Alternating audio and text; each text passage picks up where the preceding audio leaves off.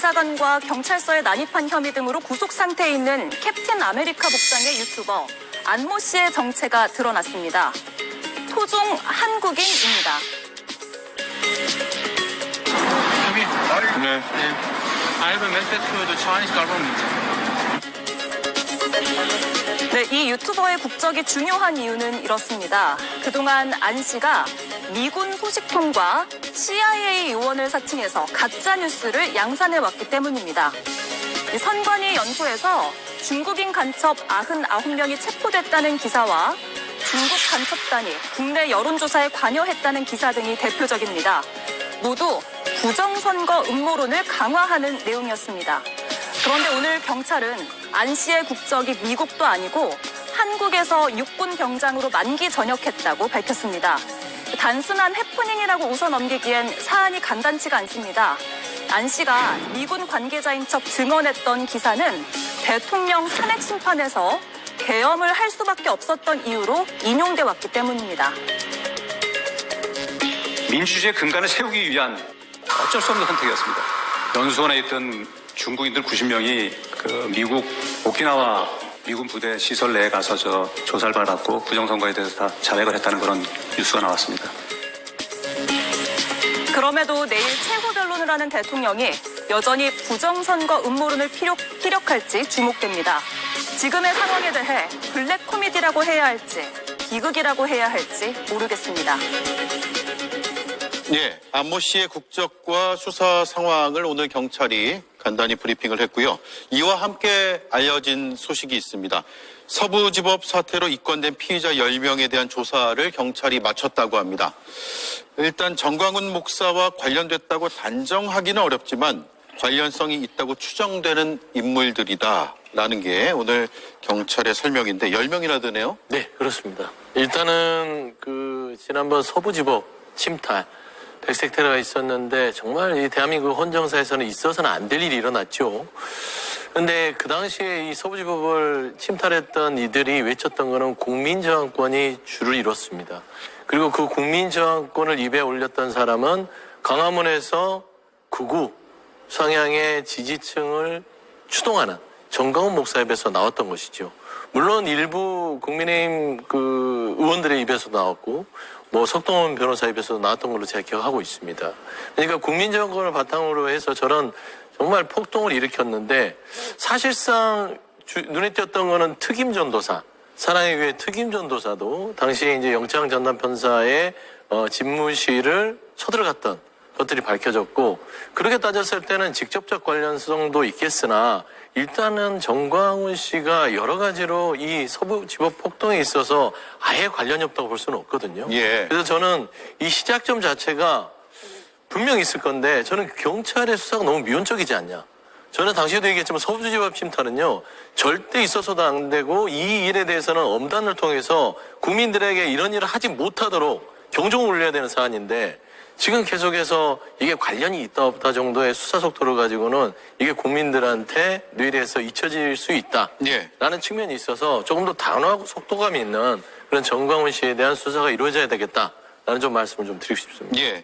현재까지 133명을 수사 중이고 구속도 있고 불구속도 있고 검찰에 송치된 사람 또 순차적으로 송치될 사람 이렇게 나눠져 있는 것 같아요. 네, 그래서 한 10명 정도가 지금 이제 단정하기는 어렵고 관련성이 있는 것으로 보인다라고 이제 오늘 경찰에서 이제 발표를 한 것 같은데 또 예. 한편으로 발표를 한 것이 이제 법리 검토가 또 돼야 된다. 그렇기 때문에 좀 시간이 걸린다. 이런 이야기를 경찰에서 했거든요. 예. 이 부분이 지금 내란죄의 선전선동이다. 이런 부분으로 지금 입건이 됐는데 그런 부분이 확인되기 위해서는 이게 단순하게 격하게 이제 어떤 발언을 했다라든지 뭐 이런 부분만 가지고 사실 내란이라고 판단을 할 수 없거든요. 그런데 지금 이제 민주당이나 여러 이제 계속해서 얘기하는 게 그 계엄이 내란이다 이렇게 얘기를 하면서 계속해서 지금처럼 이렇게 내란이라는 얘기가 많이 나온 적이 있었나 싶고요. 이 내란이란 부분은 실제로 이제 내란에 계획이 있었는지 그리고 또 실제 이게 가담을 했었는지 여러 가지 정황들이 이제 판단이 돼야 되는데 그런 부분에서 수사기관이 지금 이제 판단을 해야 될 몫이라고 생각이 들고요. 네. 그렇기 때문에 시간이 걸린다 이렇게 이제 발표를 한 것으로 보입니다. 예. 김보영 의원님. 예. 정광훈 씨에 대한 수사는 아직 이루어지지 않고 있는 것 같아요. 표면적으로 보기에는. 일단 관련성이 있는 피의자들을 조사한 후에 관련성을 좀 더 입증한 뒤에 할 것 같죠? 원래 검경이 그 어떤 조직의 두목, 수괴급을 수사를 할 때는 주변부터 다 수사를 한 뒤에 가장 마지막 단계에서 핵을 딱 뽑아내는 거죠. 주변부터 한 뒤로 중심으로 들어가는 게 수사 기법은 맞습니다. 그리고 정광훈 경우에는 이 확신범이기 때문에 얼굴도 또 너무 많이 알려져서 도주 우려는 없고 증거 인멸할 게 있을까요? 이미 방송에서 너무 많은 설교와 광화문 광장에서 집회 연설을 통해서 범죄 혐의는 증거물은 상당히 확보가 돼 있다고 볼 수 있습니다. 문제는 이 내란 세력이 아직도 준동을 하고 있다는 거죠. 예를 들어서 지금 현재 구속 기소된 사람은 수괴 윤석열을 포함해서 군경 드러난 지휘부 정도밖에 없습니다. 그 내부에서 작동했던 사람들, 빙산의 일각 정도만 딱 드러난 사람들만 구속돼 있고 나머지는 빙산의 몸체처럼 있는 거죠. 철저하게 다 발본수수 세권을 하려면 내란 특검을 하는 수밖에 없습니다. 그런데 최상목 내란 혐의로부터 관련이 전혀 없다라고 얘기할 수 없는 최상목 대행이 거부권을 행사해서 지금 안 되고 있죠. 예. 제가 보기에는 윤석열 탄핵된 뒤에 내란 특검이 다시 국회에서 재의결되고 내란 특검이 발동이 돼야 제대로 수사를 할 수 있을 것 같습니다. 그때는 정광훈도 피해가지 못할 겁니다. 네. 탄핵 심판 결과가 어떻든 일단 결론을 짓고 나서 비상기원과 관련된 특검을 해야 된다라는 말씀이네요. 자, 그리고 앞서 이수진 앵커가 브리핑한 대로 영화 캡틴 아메리카 복장을 하고 주한 중국 대사관과 경찰서에 난입을 시도했던 남성이 구속이 됐고 본인을 그동안 미국 중앙정보국 소속의 블랙 요원인 것처럼 이야기를 했는데 미군 예비역이라고 주장도 했거든요. 오늘 경찰에서는 육군 병장을 전역한 것이 확인됐다 이렇게 밝혔어요. 김성일 위원님. 한마디로 뭐 거짓 상상에 빠져서 거짓 인격을 만들어낸 거죠. 아니 블랙 요원이 누가 자기가 블랙 요원이라고 얘기를 하고 다닙니까? 자기 정체도 밝혀지면 안 되는 사람들인데요. 근데 이제 사실 이런 분들은 어딜 가나 있었어요. 이렇게 히어로물을 동경하거나 그래서 착각 속에 빠져서 본인이 그런 사람인 것처럼 생각하는 동네 가면 이런 분들이 한두 분들 계셨거든요. 근데 그런 사람들을 누가 이렇게 잘한다 해줘 보면 이런 문제가 발생을 하는 거예요. 잘못된 일이다 얘기를 해줘야 되는데 그런 사람들을 이렇게 오냐 하고 띄워주면은 자기 망상이 점점 더 심해지는 거거든요. 여러분들 그 망상이란 게 혼자만의 생각인 것 같잖아요. 아닙니다. 망상은 실제로 전염이 돼요. 그 공유 망상 장애라는 게 있어요. 이게 권위가 있는 사람들이 망상을 계속해서 집어넣으면 주변 있는 사람들이 그거에 영향을 받는다는 이론이 있습니다. 그러니까 이런 거에 대해서 대통령을 비롯해서 권위 있는 사람들이 부정선거라는 허위 사실을 갖다가 계속 얘기하고 그걸로 해서 계엄을 했다는 망상을 주입을 하다 보니까 저런 분들이 영향을 받아가지고 어떻게 합니까? 언론에다가 미국 정보통이라고 허위 인터뷰까지 해버리잖아요. 이런 일들을 계속해서 반복되고 심화시키는 것은 우리 정치권의 문제였다. 정확하게 말하면 윤석열 씨의 문제였다. 그래서 이번 일을 계기로 우리가 이런 것들에 대해서는 철저하게 막아야지만 우리 사회의 안녕과 공공의 이런 어려움들을 막아낼 수 있는 그런 것들이 있을 것이다. 그래서 철저한 처벌이 좀 필요한 상황이다. 봅니다. 그렇군요. 자, 그 안모 씨가 스카이데일리 기사로도 기사화가 됐고 그것보다 눈에 띄었던 게 KBS 인터뷰였거든요. 선관위 간첩 기사 정보원은 나다라면서 자신이 블랙 요원인 것처럼 주장을 했단 말이에요. 그래서 공영방송에서 보도하니까 대통령의 대리인단이 그걸 받아서 더 헌재 심판에서 이걸 주장을 확대하고 이런 흐름으로 지금 보이는데 이것도 이번에 한번 짚어봐야 될 중차대한 문제인 것 같아요. 이게 이제 단편적인 사안이긴 하죠. 안 씨라는 분이 뭐 CIA 블랙 요원이라고 하는데 그냥 사람 자체가 블랙이라고 생각합니다. 그냥 깜해요. 예. 근데 제가 보면 참 참담한 기분이 드는 것은 이 사람은 지금 주장하는 바가 정말 조금 정상적인 사고를 할 수 없는 사람의 주장이고 그런 사람이 유튜브를 통해서 어떤 중국인들이 개입해서 부정선거에 들어갔다. 예. 그 간첩들을 체포해서 미군에 보냈다.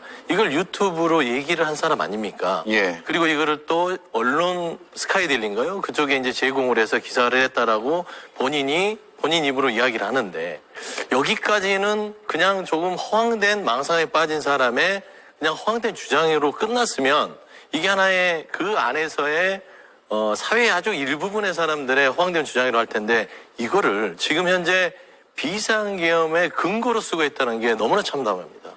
지금 아까도 자료화면에 윤곽근 변호사, 윤석열 대통령 피청문이 그 얘기를 하잖아요. 이런 보도가 있었다. 그렇기 때문에 부정선거다. 중국인 간첩단은 99명을 체포해서 감금해서 보냈다. 예. 이런 것들을 얘기를 하는 근거로 쓰고 이게 계엄의 근거로 쓰는 것인데 윤석열 대통령 발언을 생각해 보십시오. 예전에 그 감옥에서 썼던 메시지 중에 내 것이를 보지 말고 올바른 정보가 있는 유튜브로 봐라.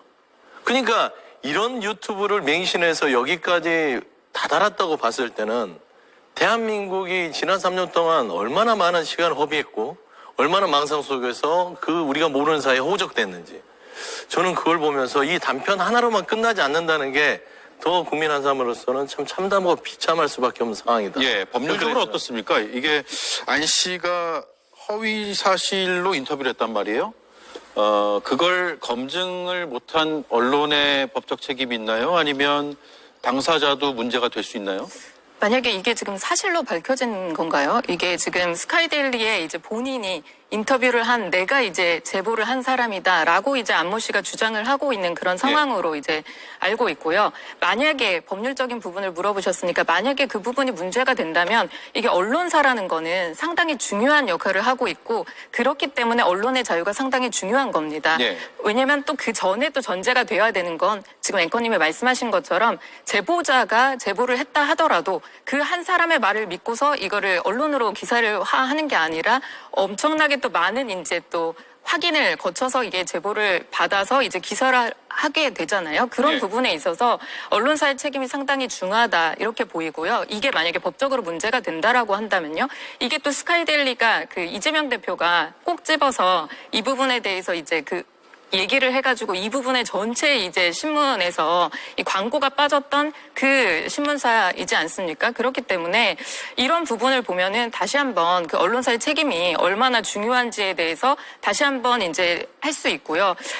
다만 좀 이게 좀 생각을 하고 싶은 그 부분은 이렇게 만약에 이 사람이 제보자가 맞다면 이 사람 말만 가지고 신뢰를 해서 기사를 써서는 안 되겠죠. 이게 다 2중, 3중으로 다 이제 확인을 해서 기사를 써야 되는데 그거는 이제 모든 언론사가 다 마찬가지라고 생각이 듭니다. 예. 김보효 의원님 생각은요? 언론인 출신이기도 하고요. 제가 이전에 어떤 기사를 보니까 스카이데일리 기자와 이 안 씨가 서로 통화한 내용이 있었습니다. 그런데 그냥 앞으로 잘 쓰면 내가 계속 기사 제보해 줄게. 데스킹도 봐줄 거야 하니까 그 기자가 아니 그냥 그걸 넘어서 아예 써주시면 좋고요. 라는 식으로 얘기하는 문답이 있었습니다. 예, 네. 저는 못 들었는데 예. 그런 내용이 있었습니까? 그런 내용이 있어서 스카이데일리가 우리가 그냥 언론사 하면 대체로 생각하는 언론사들이 있지 않습니까? 그걸 흔히 뭐 정통 언론 혹은 레거시 미디어 뭐 이렇게 표현을 하는데 최소한 어떤 제보를 받으면 사실관계를 확인을 하고 현장 기자가 기사를 쓰면 몇 단계를 거쳐서 이게 정말 사실이냐, 반론 취재는 확실히 했느냐, 사실이 아닐 가능성은 없느냐, 엄격하게 거치죠. 그걸 거치지 않은 언론사입니다. 스카이데일리는. 이런 내용이 아무런 여과 장치 없이 기사화됐다는 것 자체는 그렇고요. 예. 이런 극단적인 주장이 나오는 데 대해서 정치권의 책임도 있지 않느냐라는 비판을 많이 듣습니다. 그런데 정치권 이렇게 싸잡아서 뭉뚱그려서 얘기를 하면 좀 억울합니다. 조국 혁신당도 정당이고 정치권에 있는데 그럼 이런 극단적인 주장이 나오는데 조국 혁신당도 일부 책임이 있는 거 아니냐라는 얘기로 들리거든요. 억울해서 도저히 그런 비판에는 수용을 할 수가 없고 엄격하게 얘기하면 국민의힘 책임이죠. 내란의 힘이라는 비판을 들어도 할 말이 없는 국민의힘이 기댈 구석이 되고 비빌 언덕이 돼주니까 이런 극단적인 주장이 계속 나오는 거라고 봅니다. 윤석열 일당뿐만 아니라 거리에 나와 있는 저런 안씨뿐만 아니라 극우 태극기 부대들에게 계속 잘못된 신호를 주고 있습니다. 헌재가 불공정하게 재판을 진행 중이고 윤석열은 이번에 기각이 되면 대통령직으로 복귀할 수도 있다. 그러면 국민통합을 위해서 뭐 일을 할 것이다. 이런 식의 허무맹랑한 주장을 하기 때문에 예. 저는 극단적인 주장들이 주장에 탈을 쓰고 나오는 거죠. 예. 국민의힘에서 할 말씀이 있으신가요? 어떤 반론을 하시겠습니까? 일단 이제 대변인님이 말씀을 하셨는데 국민의힘 책임이다, 조국 혁신당은 책임이 없다 이렇게 말씀을 하셨는데 참 뭐라고 답을 제가 해야 될지 네. 참 모르겠는데 그 얘기가 일단은 맞다고 먼저 해주시면. 그 안모 씨가 얘기한 그 스카이델리에 미국 정보통 중 본인이 한 명이다. 라고 이렇게 주장했다라는 사실이 먼저 이게 사실인가 확인이 되고서 저희가 얘기를 해야 되는 게 아닌가. 그게 또 하나의 언론사의 책임이 아닌가 그런 예. 생각이 먼저 들고요. 그리고 또 이제까지 저희가 얘기했던 이런 극단적인 주장들 저희 국민의힘 지도부 차원에서든지 저희는 어떤 집회든 이런 폭력적인 시위나 집회에는 절대 안 된다라는 그런 입장을 누차 얘기를 해왔고요. 또 그리고 집회 동원이나 이런 부분은 저희는 한 번도 한 적이 없습니다. 민주당에서 갑자기 민주당 얘기를 꺼내서 그런데 당직자에 대한 동원령이라든지 이런 부분들로 다 이렇게 광장으로 모이게 하는 것 저는 이거는 정치권의 모든 정치권, 정치인들에 대한 책임이 있다라고 저는 생각이 듭니다.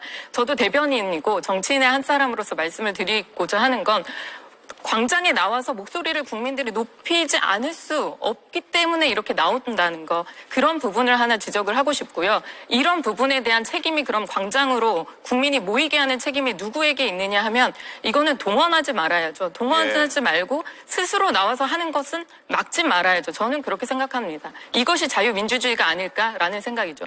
그러니까 자유민주주의라는 것들은 말하자면 제한된 헌법과 법률의 범위에서 누려야 될 권한이지 마음대로 아무 말이나 내뱉고 그 다음에 타인에게 피해를 주고 대한민국의 법치를 흔들면서 자유민주주의를 주장하는 것은 대한민국의 헌법과 법률이 저는 허용하지 않는다고 봐요. 그리고 민주당이 당원동원령을 낸 것이 마치 정치에 개입해서 민주당이 드디어 정치적인 개입을 하는구나 라는 것도 이치에 맞지 않은 게 그동안은 당원 소집 명령을 안 내렸습니다. 그런데 그 이르게 된 배경이 국민의힘이 헌법재판소를 흔드는 게 너무 도가 지나칩니다. 한두 번 정도 거론하는 건 좋습니다. 그냥 본청에 앉아서 헌법재판소의 재판이 공정하지 않다. 우리는 내란에 우리 우두머리 수괴인 윤석열 대통령을 보호하고자 하니 헌법재판소는 정말로 제대로 된 재판을 해달라. 요청하기는 좋아요. 예. 그런데 국민의힘 지도부가 몇 차례를 방문했냐? 4차례를 방문합니다. 항의 방문합니다. 그래서는 안 돼요. 정치권이 헌법재판소나 법원에 가서 재판을 압박하고 판사에 대한 판결에 어느 정도 영향을 미치는 행위를 너무나 정광훈 측과 같이 해서 발을 맞춰서 가니 안 되겠구나. 여기에서는 가만히 있다가는 이 사법권의 침탈을 막을 수 없겠구나. 정치적 개입을 하게 만든 단초가 국민의힘이 있지 않았냐. 그거는 분명히 선후관계는 따지고 물어야지. 그동안 국민의힘은 아무것도 안 하고 정말 대한민국의 자유민주주의를 위해서 노력했는데 민주당이 당원 소집을 해서 헌재의 어떤 판결을 흔들려고 했다. 저는 그거는 조금은 좀 논리가 맞지 않는 주장인 것 같다. 예. 그런 말씀드립니다. 예. 자, 여기까지 하죠.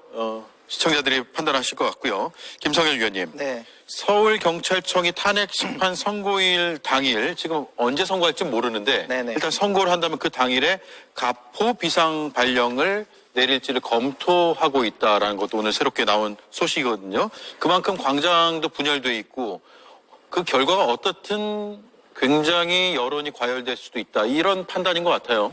네, 맞습니다. 가포 비상은요, 경찰이 내릴 수 있는 비상 경계태세 중에 가장 높은 단계예요. 이게 나오면은 전국의 모든 경찰들이 다 대기를 해야 됩니다. 이게 어느 때나 나오는 거냐면 외국과의 정상회담 또는 테러가 예고됐을 때 이럴 때나 발생하는 거거든요. 예. 가장 최근에는 무안에서 비행기 사고가 있었을 때 그때 이제 발령이 됐었죠. 근데 이런 것들이 탄핵 선고 날 발령될 이유가 있느냐? 사실은 없어요. 그런데 지금 왜 발령을 하겠다고 하냐면 지금 말씀하신 대로 광장이 너무 분열돼 있어요. 실제로 정광훈 목사를 비롯해서 탄핵에 반대하는 이 무리들은 계속해서 헌재를 지나칠 정도로 공격을 하고 있어요. 허위 사실까지 섞어가지고 뭐 심지어는 재판관 이름을 대면서 밟아라라는 이야기까지도 합니다. 그리고 우리 봤잖아요. 서부지법에 실질적으로 4.3 초유의 사법 폭동까지 있었습니다. 그러다 보니까 다시는 이런 일이 있을 수 없도록 만약에 탄핵이 인용이 된다 했을 때 헌재를 또다시 침탈하려거나 혹은 방어하거나 이런 테러가 있어서는 안 되다 보니까 경찰이 이걸 충분히 막아야 하고요. 또 만약에 그런 시도라도 발생을 한다면은 관련자들뿐만이 아니라 저는 이거에 대해서 그 허위 사실로 선동했던 사람들까지도 엄하게 처벌을 해서 법치주의에 대한 도전을 끊어내야만 한다고 생각합니다. 예. 자, 그리고 내일 마지막 최후 진술을 듣게 되는데, 일단 시간 제한은 없다고 해요. 그래서 무제한이어서 굉장히 오랜 시간 발언을 준비하고 있다라는 추측도 나오고 있고. 근데 중요한 게 대통령이 책임 있는 사과를 할 것인가. 그러니까 뭐 그동안에 주장했던 것을 되풀이할 가능성도 있지만 어쨌든 이 사태 자체에 대해서는 사과를 해야 되는 것 아닌가? 이런 국민적 요구가 있는 것으로 보이고 그래서 대통령이 할 것인가가 궁금해지는데 어떻게 전망하십니까? 그러니까 뭐 이제 형식상 한두 줄은 이제 사과 이야기를 하겠으나 사람은 그동안의 패턴을 보면 그 나머지를 예측할 수 있는 것이지요. 예. 윤석열 대통령 측, 그다음에 윤석열 대통령이 헌재에서 보여준 변론에서의 모습들은 일말의 반성과 미안함은 없습니다. 심지어는 통치행위라고까지 하면서 계엄은 계몽령이다만 국민들의 머릿속에 던져놨지요. 그리고 부하들 탓을 했고요. 그다음에 이 어떤 내란에 대한 이 본인 행위가 국민들한테 알려져서 성공했다. 라는 거의 비합리적인 상황에 이르러 있는데 이제 와서 최후 진술이라고 해서 정상적인 어떤 입장문이 나올까 싶어요. 저는 정확하게 예측할 수 있는 건 12월 12일 날 대국민 담화를 통해서 내란의 행위 그때 밝혔지 않습니까? 반국가 세력에 대한 척결과 종북 세력 등등에 대한 그런 의미를 가지고 부정선거를 밝혀내기 위해서 했다. 그거를 한동훈 전 대표는 내란의 자백이라고 했죠. 예. 그래서 내일 시간이야 어떻게 됐든 간에 물론 윤석열 대통령이 말이 많고 그다음에 시간 제약 없이 여러 가지 어떤 이야기를 늘어놓는 스타일이라고 하니까 한 2시간, 3시간 하겠으나 중요한 뼈대는 결국 내란에 대한 마지막 자백을 하는 시간이 될 것이다. 예. 전 그렇게 보고 있습니다. 예. 어떤 생각이세요? 진짜 내일이 이제 최종 변론 기일인데 이게 무제한이라는 걸 헌재에서든 언론에서든 엄청나게 강조를 하고 있더라고요. 근데 이게 최후 변론, 최후 진술이 무제한인 게 과연 어떤 의미가 있을까? 저는 먼저 이런 생각이 들고요. 예. 이거는 재판 과정에서 시간을 충분히 주고 심리를 했어야 되는 것이고 이 최후 변론이라든지 최후 진술 같은 경우에는 저도 변호사지만 마지막에 준비를 할 때 그냥 재판부에서 참고를 할 수 있는 그런 부분의 이야기입니다. 왜냐하면 반론하거나 이런 신문이 기일이 아니잖아요. 그런 부분에 대해서 무제한으로 주고 이제 대통령이 말이 많으니까 되게 오랜 시간을 할 거다. 이렇게 희화하는 게 아닌가 이런 생각이 들고요. 아마 윤석열 대통령 측에서는 나와서 이제 이 비상계엄을 이제 선포하기 전에 그런 과정들 어떻게 보면 이게 아까 말씀하신 것처럼 대통령으로서 이 비상계엄을 할 수밖에 없었던 이제 거대 야당이 줄탄핵 29번인가요? 이 연쇄탄핵을 한 이런 부분에 대한 이야기도 나올 것 같고요. 또 입법 독주에 대한 이야기도 할 것 같습니다. 입법 독주를 해서 계속해서 이제 거부권을 행사할 수밖에 없었던 어떻게 보면 간첩법은 이제 통과를 해야 되는데 그런 부분 막고 국가보안법 이제 막고 노란봉투법 같은 경우에도 다시 하자고 하고 있고 반기업법이라든지 반경제법 이런 부분을 계속 하고 있는데 수기 없이 이제 거대 야당이 밀어붙인 부분에 대해서 거부권을 행사할 수밖에 없었던 그런 국면에 대한 그런 토로라든지 그리고 또 예산 삭감이라든지 여러 가지 이제 그런 부분에 대한 부분을 이거는 최후 변론이기 때문에 최후 변론이라는 건 재판에서 당사자가 마지막으로 이 재판을 요약하고 종합하는 그런 의미입니다. 그렇기 예. 때문에 그런 이야기를 할 것으로 보이고 뭐 대국민 사과의 자리라기보다는 이건 최후 변론의 자리이기 때문에 그런 얘기들이 있을 것 같고 다만 이제 국민께 또 하실 그런 말씀이 있으실 테니 아마 그런 부분도 말씀을 하시지 않을까 저는 그렇게 예상합니다. 예, 내일 지켜보죠. 일각에서는 대통령 메시지에 임기 단축 개헌이 담길 수도 있다 이런 추정도 있었고요. 실제로 보도도 있었는데 윤 대통령 측은 사실이 아니라고 바로 반박과 반론을 했습니다. 그동안에 하야설도 있었고요. 개헌설도 있고 왜 이런 얘기가 계속 나온다고 보세요? 저는 포함되지 않을 거라고 봅니다. 만약에 윤석열 입장에서 내가 잘못했어. 그러므로 내 임기를 단축하는 개헌을 해서 바로잡자. 혹은 잘못했으니까 자진 사퇴하자. 예. 이런 생각을 할 뿐이 아니잖아요. 그래서 그런 얘기만 무성하게 나오는 것이지 윤석열은 절대 그런 얘기도 하지 않을 것이다. 심지어 사과도 경고성 개몽령을 내렸는데 깜짝 놀라셨죠. 그런 점에서 유감입니다. 이상의 사과는 없을 것 같습니다. 예. 하야설, 자진사퇴, 개헌설 모두 변호인 개인 생각을 흘리는 것 같고요. 개헌은 필요합니다. 그런데 지금 국민의힘 혹은 변호인단 쪽에서 개헌 얘기를 하는 거 보면 제왕적 대통령이기 때문에 이런 일이 벌어졌다. 즉 내란은 잘못된 헌법 탓이다. 이런 주장을 합니다. 근데 헌법이 있다고 이전에 헌법이 잘못됐다고 이전에 대통령들이 저렇게 계엄령을 선포하고 내란을 일으키지는 않았잖아요. 이거는 윤석열의 잘못이지 헌법의 잘못은 아닙니다. 헌법 바꿔야 됩니다. 다시는 내란을 꿈조차 꾸지 못하도록 탄탄한 대한민국을 만들 수 있는 헌법으로 바꿔야지요. 일단 내란을 종식시킨 이후입니다. 예. 비상계엄 사태가 다 정리되고 나면 개헌을 논의해도 충분하다 이 말씀인데요. 김성일 위원 생각은 어떻습니까? 왜 이런 얘기가 계속 나오죠? 글쎄요, 이번 헌법재판소 재판 자체가 굉장히 이례적이어서 이런 얘기가 나오지 않나 싶습니다. 우리가 보통 법원 드라마나 뭐 실제로 송사 보시면 그러잖아요. 증거나 증인에 대해서 이거는 반박을 하고 이거는 인정을 하고 우리 편에 유리한 증인 불러다 이야기하고 이런 식으로 논박이 좀 이루어져야 되는데요. 예. 사실상 이게 현행법이나 다름없고 증거나 증인들이 너무 많아요.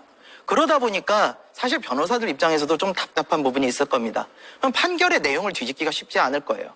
그러다 보니까 어떤 일을 합니까? 판사라든가 아니면 증인이라든가 이런 부분에 메신저에 대한 공격을 많이 하셨어요. 근데 이런 거는 결코 재판에 유리한 영향을 가져가기는 어렵다고 봅니다. 이렇게 예측이 안 되는 재판을 하다 보니까 최후 변론도 사실 어떻게 나올지 예측하기는 좀 어렵고 그러다 보니까 하야라든가 개헌이라든가 이런 얘기도 나오는 걸로 보이는데요. 저는 그런 것을 떠나가지고 이제 지금은 승복을 할 시간이라고 봐요. 그래서 탄핵의 결과가 인용이 되고 나면 그거에 예. 대해서 깔끔하게 승복하고 오히려 내가 잘못 생각했다. 그런 식의 메시지를 좀 내는 게 그나마 도움이 되지 않을까 예, 싶습니다. 깔끔한 승복을 이야기할 때다라는 말씀인데 오늘 여론조사 보면 그렇게 됐으면 좋겠는데 어떤 결론이든 쉽지 않을 수도 있겠다라는 생각도 들어요. 대통령 탄핵 심판의 공정성에 대한 에너지 경제의 의뢰로 리얼미터가 조사한 결과입니다. 공정하게 진행된다 50.7%, 불공정하다가 45%로 나타났거든요. 그래서 이런 여론에서의 승복은 어느 쪽 결론이든 한 번에 쉽게 되지는 않을 수도 있겠다. 물론 승복을 안 할 방법은 없죠. 네. 일단 뭐 이제 여론조사가 여러 가지가 나와요. 근데 이제 뚜렷하게 좀 나타나는 현상은, ARS 응답에 있어서는 저런 결과들의 여론조사가 많고요. ARS는요. 그렇죠. 전화 응답조사는 그렇고, 그 다음에 이제 면접조사 부분은 저와 좀 다른 부분들이 나타납니다. 그래서 이게 이제 의미하는 바는, 보수 측, 특히나 이제 과열돼 있는 캡틴 아메리카 같은 그런 사람들의 적극적인 전화응답이 이루어졌을 때는 저런 결과가 나올 수 있다. 하지만 만에 하나 제가 같은 ARS를 하더라도 이게 이제 식어서 빠집니다, 한번. 예. 빠지고 나고 3월 중순쯤에 탄핵 심판이 이루어지고 나서 그 결과 이후에도 저런 양상이 나올 것이냐. 절대 저렇게 나오지는 않을 것이다. 라는 측면에서 제가 좀 조심스러운 말씀이긴 하나 저 여론조사가 얼마나 신뢰할 수 있을지에 대해서는 좀 의문이 개인적으로는 든다. 그런 말씀 좀 드리고 싶습니다. 네. 조사 방식 등을 봤을 때 그렇다는 말씀이세요? 예. 저는 이제 여론조사의 이제 조사 방식이나 이런 걸 보면 이제 여론조사 자체가 이제 좀 의문점이 든다고 지적을 해주셨는데 저는 저기에서 이제 공정이 50.7%고 이제 불공정이 45%로 나왔는데 공정한 것이 중요한 게 아니라 저기에 있는 불공정한 지표가 45%나 된다라는 저 점이 주의를 깊게 이제 봐야 된다 이렇게 생각이 듭니다. 예. 사실 헌법재판소라는 기관은 정말로 국가적으로 대한민국에서 가장 최상위의 정말 헌법 그런 기관으로서 신뢰성이 없으면 사실 이거는 재판기관이라고 볼 수 없는데 그 부분을 가지고 있음에도 불구하고 이번에 이제 탄핵 심판 이 심리 과정들을 보면서 국민들이 이제 답한 것이 45%나 이게 불공정하다라고 이렇게 본다라는 것입니다. 이제 대변인님이 지적하신 것처럼 만약에 여론조사 결과가 다르더라도 상당히 많은 국민들이 이번 심판 과정을 보고 심리 과정을 보고 이게 정말 공정하냐 이런 부분에 의문을 갖고 있는 그런 상황이거든요. 그래서 내일 이제 최종 변론입니다. 그렇게 되면 이제 곧 이제 선고 결과가 나올 텐데요. 그때까지 나올 때까지는 충분히 이제 많은 심리를 했고 많은 심리를 했다 하셨고 예. 또 많이 증인들도 충분하다 하셨으니 그런 부분들을 다 종합을 해서 정말로 이제 국민 분열되는 그런 결론이 아니라 정말 신중하게 결론을 내려주셨으면 좋겠고 정말 윤석열 대통령을 이제 체포 이제 구속할 때 단 15자로 이렇게 끝낸 것이 아니라 그 선고되는 그런 내용들에 대해서 이제 공개가 되고 할 텐데 정말 다 수긍이 갈 수 있는 그런 부분에 정말 신중한 그런 심리 그리고 결론을 내려주시기를 간절히 바랍니다. 네. 결정문 아주 쓰는데도 짧게만 하나. 예. 이 같은 여론조사 혹은 다른 여론조사에서도 탄핵의 인용과 기각 보면 탄핵해야 한다라는 여론이 되게 강하잖아요. 그런데 헌재가 불공정하다는 게 45 정도 나왔으면 전 좀 이상하다는 생각이 듭니다. 예를 들어서 예. 불공정하다고 답변한 사람 중에는 헌재가 어떻게 저런 윤석열 내란수계한테 저렇게 말할 기회를 많이 주고 엉뚱한 소리 변호인단이 하는 얘기를 다 들어주냐 불공정하다 이렇게 생각한 사람들도 있었을 것 같아요. 정반대의 불공정성을 그렇습니다. 얘기할 수도 예. 있다는 말씀이네요. 물론 그 내부 더 세밀한 조사 내용까지는 알지 못하기 때문에 우리가 판단할 수 없지만 그런 의견으로 접수를 하고 마무리하죠. 네, 이수진 앵커가 브리핑을 이어갈 텐데요. 김상욱 의원이 친한계 단톡방에서 쫓겨났다라는 얘기가 나온다. 실제로 그런지 들어보시죠.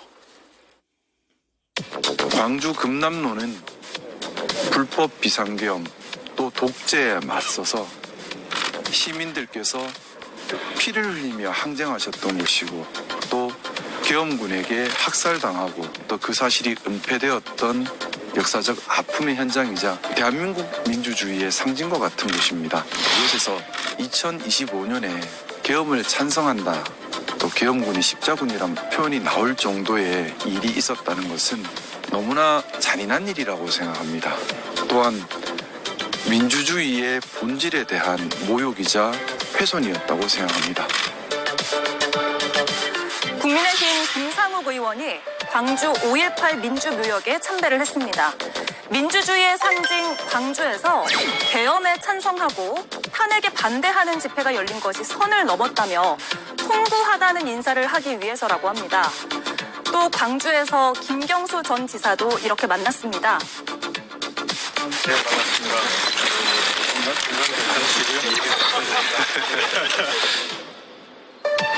다만 이 자리에 오기까지 쉽지 않았다는데요. 광주에 방문하는 문제로 친한계 단체 대화방에서 쫓겨났다 이런 보도가 나왔습니다. 얼마 전까지만 해도 친한동훈계 모임인 언더칠산에도 참여를 했었기에 다소 의외라는 반응도 이어졌는데요. 오늘 김 의원은 이 보도를 부인하지 않았습니다. 일부 언론 기사 보도도 나갔지만은 당내의 반발도 분명히 있었고요. 또 일부 또 뜻을 같이 하던 동지들조차도 동의하지 못하는 분들도 계셨습니다. 하지만 민주주의를 지키겠다는 기본적인 가치가 정치적 이해관계나 아니면 여러 가지 계산들 때문에 뒤로 물러서서는 절대 안 된다는 생각입니다. 표면적으로는 당수를 가느냐 마느냐의 문제로 보이지만 한편에선 국민의힘을 탈당해서 민주당으로 가기 위한 행보 아니냐 이런 예측까지 나오고 있습니다. 예. 자, 이수진 앵커의 마지막 한 줄이 의미심장한데 탈당하는 것 아니냐 이런 얘기가 사실 뭐 보도는 안 나가고 있지만 정가에서 공공연하게 지금 얘기하고 있어요. 일단 국민의힘 안에서는 어떻게 판단하고 계세요? 국민의힘에서는 특별하게 나오는 얘기가 저는 없는 것으로 알고 있고요. 예. 이게 상욱 김상욱 의원 같은 경우에 원래는 이제 친한계 단톡방에 두 군데 이제 들어가면서 이제 친한계다 이렇게 이제 분류가 됐었는데 이제 단톡방에서 아마 나가라는 그런 이제 뭐 이렇게 나가라는 권유를 받고 이제 나가게 됐다 이렇게 이제 얘기를 하고 있습니다. 네.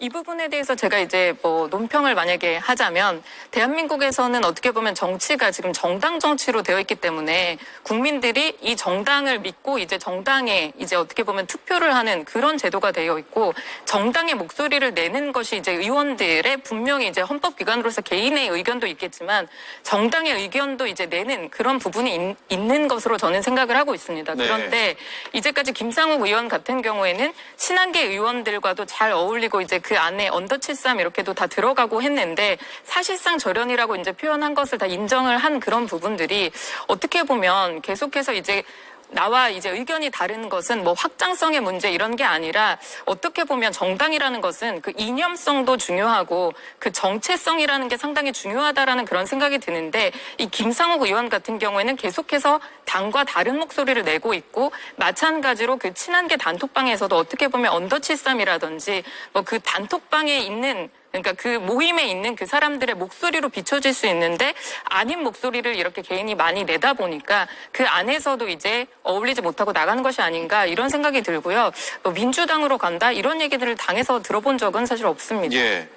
서영주 의원은 어떤 얘기를 듣고 계십니까? 김상욱 의원의 그동안의 인터뷰를 쭉 보고 있었고 분석을 했고 개인적인 생각으로는 이분은 그냥 보수다 뼛속까지 다른 당에 대해서 넘어가서 본인의 정치적 이득을 볼 생각하지 않는 것 같다는 생각이 들어요. 좀 네.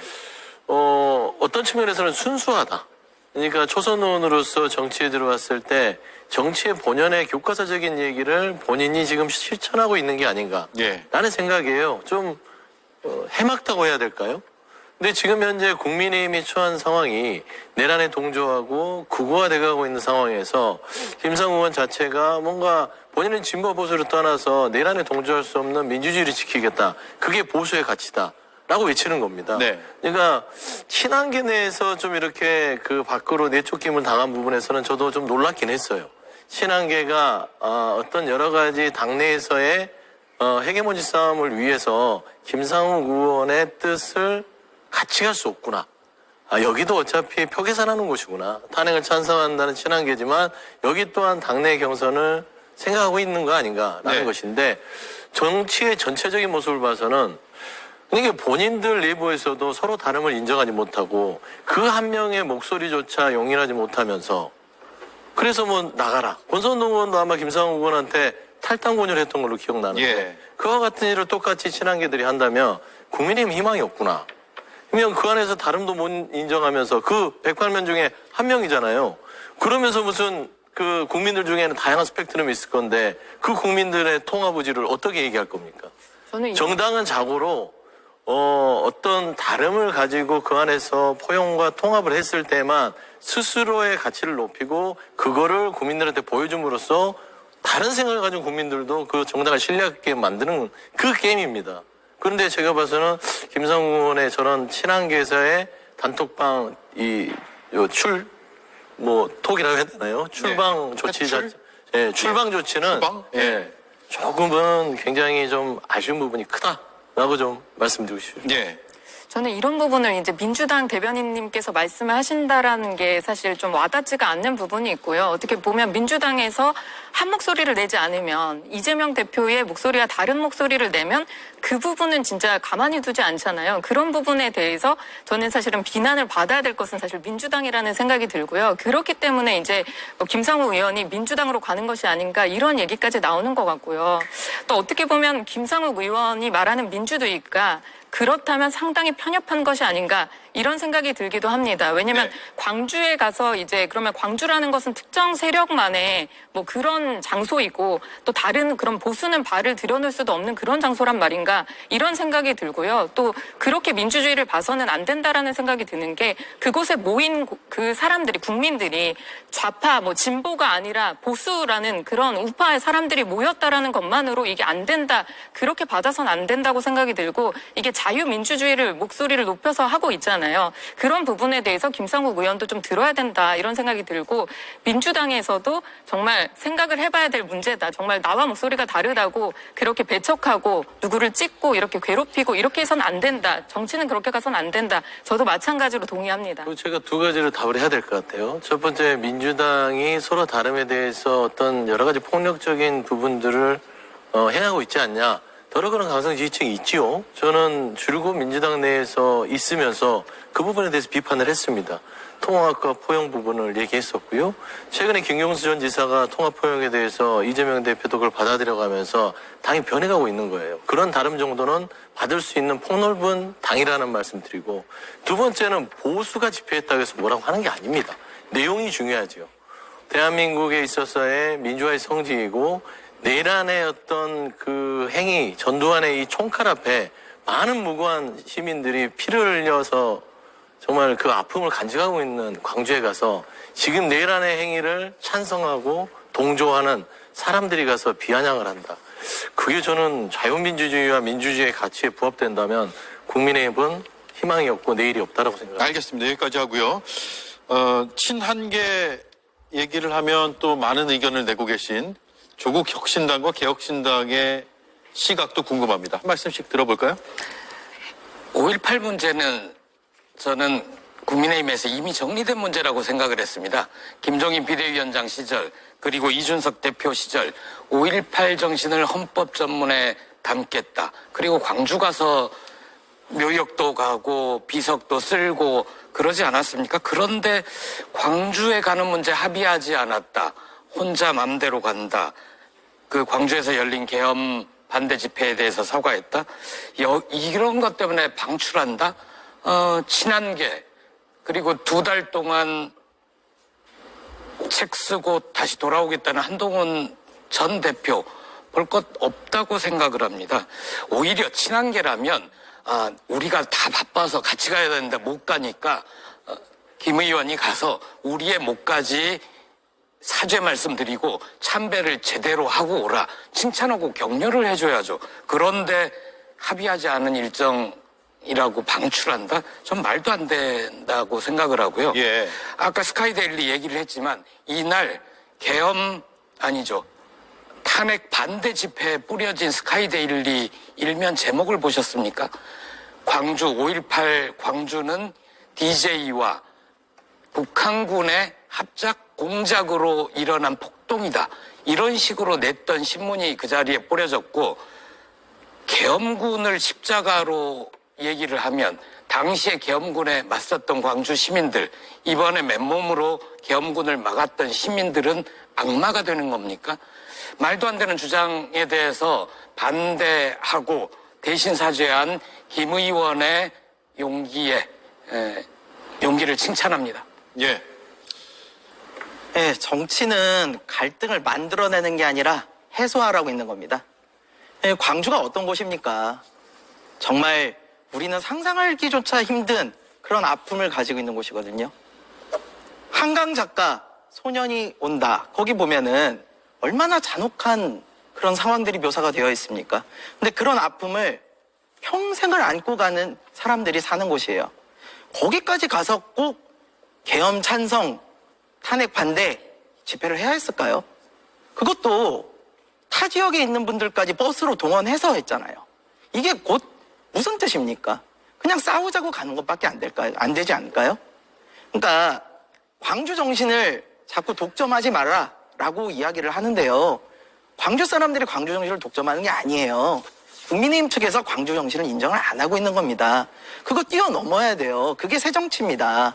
그래서 저희 개혁신당에서 이준석, 천하람, 이주영 이 3명 의원 가가지고 묘비 990개가 넘는 거 다 닦고 헌화하고 그러면서 좀 안고 가자 한 거 아닙니까? 저는 김상욱 의원의 이번 행보도요. 사실은 낡은 갈등을 좀 청산해 가자라는 우리 새로운 젊은 정치인들이 해야 될 그런 행보라고 생각을 합니다. 근데 이런 거에 대해서 칭찬은 못하고 격려는 못해줄 망정 쫓아내려고 한다면 과연 한동훈 전 대표 측이 생각하는 그런 정치는 새 정치라고 할 수 있을지 좀 의문이 드네요. 예. 그래서 이런 부분들에 대해서는 우리가 오히려 독려를 해줘야 된다고 생각을 합니다. 예. 자, 얘기가 자연스럽게 한동훈 전 대표의 복귀 시점으로 갈 수밖에 없는데, 복귀를 앞두고 김상욱 의원의 이런, 이른바 단톡방, 뭐라 그러셨죠, 아까? 출방. 추방이요? 추방이라는 게 낫겠죠. 예. 추방 사태가 벌어졌는데, 네. 본인 행보에 약간 뭔가 어려움이 생기는 거 아닌가? 한동훈 대표 입장에서는요? 그러니까 한번 알아봐야 될 것 같아요. 한동훈 대표의 의지가 여기에 녹아져 내려 있는 것인지 아니면 그 안에서 정무적인 판단을 하는 친한계 모임에서의 판단인지 예. 이거는 한번 봐야 될 것 같으나 이게 만에 하나 한동훈 전 대표의 의지가 반영됐다면 한동훈 전 대표는 첫 시작부터 헛발질을 하는 것이다. 왜 그러냐면 탄핵에 찬성했고 그가 국민이 먼저입니다. 이런 식으로 얘기를 했잖아요. 네. 그러면 5.18의 정신에 대해서 저런 식의 어떤 민주주의 가치 지키겠다고 초선 의원이 가서 국가권을 헌화하고 사죄하고 하는 모습들이 이게 당연히 국민의 아픔을 닦는 입장에서는 당연한 행보였음에도 불구하고 이거를 추방했다? 아무리 이게 이 본인들의 어떤 팀플레이에 맞지 않는다 하더라도 한동훈 전 대표의 있던 첫 걸음에서는 매우 안 좋은 이미지를 남겼다. 그래서 저는 아마 한동훈 전 대표가 최근 그럴싸하게 썼는데 이 같은 행보하고 같이 엇박질을 낸다면 첫 네. 시작부터 첫 단추가 잘못돼서요. 한참 스텝이 꼬일 것 같다. 그런 생각을 좀 합니다. 스텝이 꼬일 것 같다. 저한테도 언더 채쌈 안 들어가냐, 뭐 이런 단체 안 들어가냐 이런 얘기들이 당에서 되게 많았는데 사실 저는 이제 들어가기가 참 꺼려지는 그런 부분들은 어떤 단체에 제가 속하게 되면 거기에서 이제 앞장서서 목소리를 내고 이제 나오는 사람들의 그 의견이 마치 그 단체의 전체의 의견인 양 이렇게 비춰질까봐 상당히 무섭고 또 여러 사람들의 의견이 모여서 이제 하는 게 정치다 보니까 여러 의견들이 모일 수 있지 않겠습니까? 그런데 예. 지금 이 상황만 봐도 사실 김상욱 의원이 이제 그렇게 언론 인터뷰도 하고 이제 본인이 나가겠다라고 하는 것은 어떻게 보면 의원의 이제 개인 생각일 수 있는데 이 언더 73 같은 경우에는 잘 모르겠지만 어떻게 보면 다들 한동훈 대표를 위해서 마련을 한 어떤 그런 뭐 단체다 이렇게 얘기를 하고 있는데 그 부분이 마치 이제 한동훈 대표의 의견인 것처럼 뭐 나가는 것도 의견인 것처럼 들어와서 아니면 어디 가는 것도 그렇게 다 비춰질 것 같아서 그런 부분에 대해서는 조금 더 김상욱 의원이 의원인데 혼자 의원인 걸로 제가 알고 있는데 어쨌든 그 의원이면 좀 생각을 좀 하고 해야 되는 것이 아닌가 이 모임에 대한 성격도 좀 생각을 해야 되는 것이 아닌가 저는 개인적으로 그렇게 생각합니다. 예. 김상욱 의원의 생각이 짧았다 이 말씀으로 좀 정리하면 될까요? 이념적 정체성에 대해서 조금 더 생각을 해보시는 게 더 맞지 않을까. 그리고 이 부분이 만약에 한동훈 대표를 위해서 모인 그런 단체라고 한다면 그 부분이 더 부각이 돼야 되는데 이건 어떻게 보면 김상욱 의원의 그 개인 그 행보를 위한 단체는 아니잖아요. 그렇기 때문에 이런 뭐 어떻게 보면 단톡에서 나가게 되는 그런 조치가 취해진 게 아닌가 예. 그런 생각이 듭니다. 예. 김상욱 의원이 앞서 들으셨지만 언론 보도 이후에 언론 보도 내용을 크게 부인하지 않고 있는 상황이고요. 자신과 생각이 다른 분들이 그 안에 계시기 때문에 그런 이유 때문인 것으로 본인도 파악하고 있는데 나중에 한번 인터뷰를 하게 되면 물어보겠습니다. 어떤 이유 때문인지 그리고 여러 이런 의견들에 대한 어떤 생각을 갖고 있는지 물어보는 시간이 곧 마련될 수도 있을 것 같습니다. 자, 네 분 말씀 잘 들었고요. 다음 주에 뵙겠습니다. 고맙습니다.